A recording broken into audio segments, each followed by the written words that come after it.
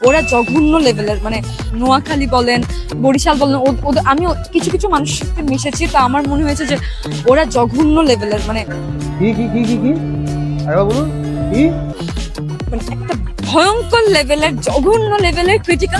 কি দরকার ছিল সাসি আম্মা বরিশাল নোয়াখালী একসাথে টেস্ট করার? আলাদা আলাদা টেস্ট করতেন তাহলে এত কষ্ট পেতেন না তো। একসাথে টেস্ট করতে গেছেন কি জন্য? আর কি বলছেন ওরা জঘন্য? হারাম দেখি দুধের দেওয়া তুলসী পাতা ফেরেশতা আমনে আমনে চুল দেখে মনে হয় যে কি চুলের উপরে বিলাই এগিয়ে দিছে। কাপড় দেখে মনে হয় ঘরে কোনো কাপড় চুপড় ছিল না, পর্দা সোফার কাবার টাবার পুজে রাস্তা বাইরে গেছেন। আমনে গো মাইয়া গো সমস্যা দেখে আমার একটু কইতে পারবেন সাসি আম্মা?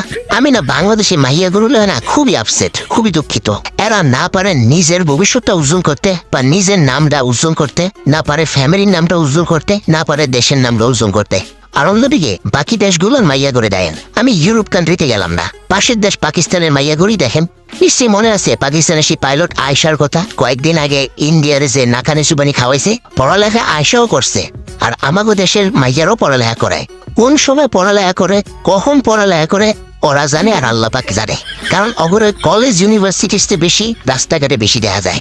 এক দলটা দেখা যায় এরকম সাংবাদিক কেউ সামনে পটর পটর করতে, আর এক দল ওই যে শাহবাগী মতো আন্দোলনে নাইমা যায়। আমাকে এইটা দাবি, আমাকে সেইটা দাবি, আমাকে স্বাধীনতা দিতে হবে, আমাকে এইটা দিতে হবে, আমাকে ওইটা দিতে হবে। কেন চাষি আম্মারা তোমরা পড়ালেখা করতে পারো না? তোমাদের পড়ালেখা করতে কেউ বাধা দিতে আছে? নিজে ফ্যামিলির নাম উজ্জ্বল করো, বাংলাদেশের নাম উজ্জ্বল করো।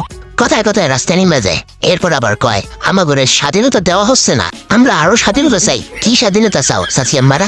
মাঝে মধ্যে মনটা চায় ক্রিস্টিয়ানো রোনালদোর মতো এমন একটা বাইসাইকেল কিক মারিয়ে সমস্ত মাইয়া করে এক কিকে বাংলাদেশের বাইরে পৃথিবীর শেষ প্রান্তে ফালা দিতে মন চাও করে।